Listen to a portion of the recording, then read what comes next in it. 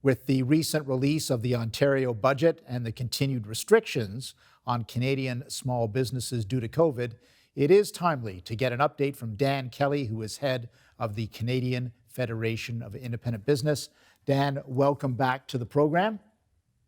Happy to be with you.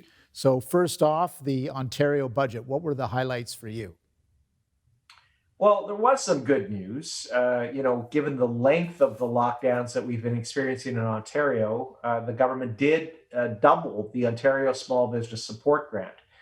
This is a grant of $10,000 to $20,000 that was given to businesses that were subject to lockdown orders in December 2026, on December 26th. And for many of them, of course, they remain in lockdown even today.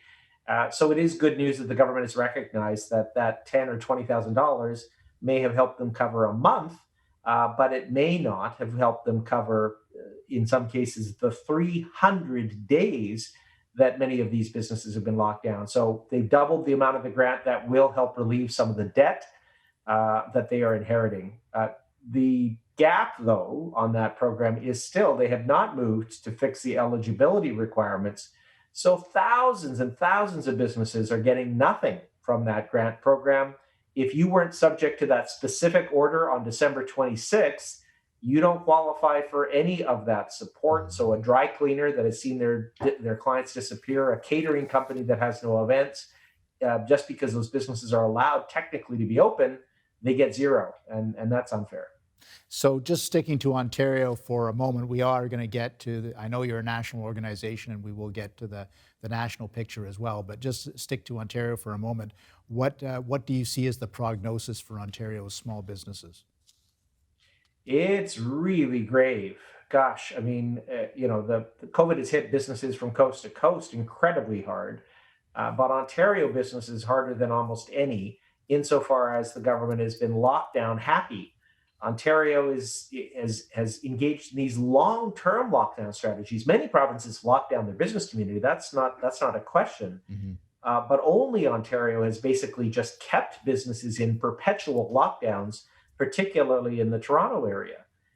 So restaurants and dry cleaners, restaurants have been, for indoor dining, have been locked down for almost 300 days. Gyms in the Toronto Peel region have been locked down for 280, 290 days.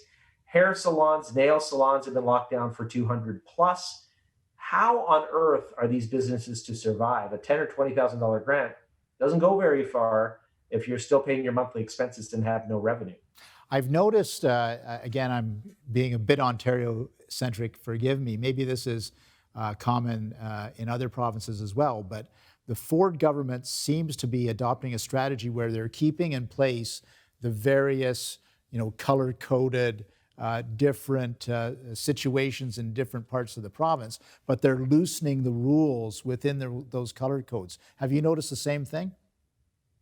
Yeah, they have, and that's been justified in many respects because COVID case counts were coming down quite steadily in parts of the province. So they couldn't continue to keep the number of business restrictions in place, given that COVID was grinding to really low levels in lots of parts of the province.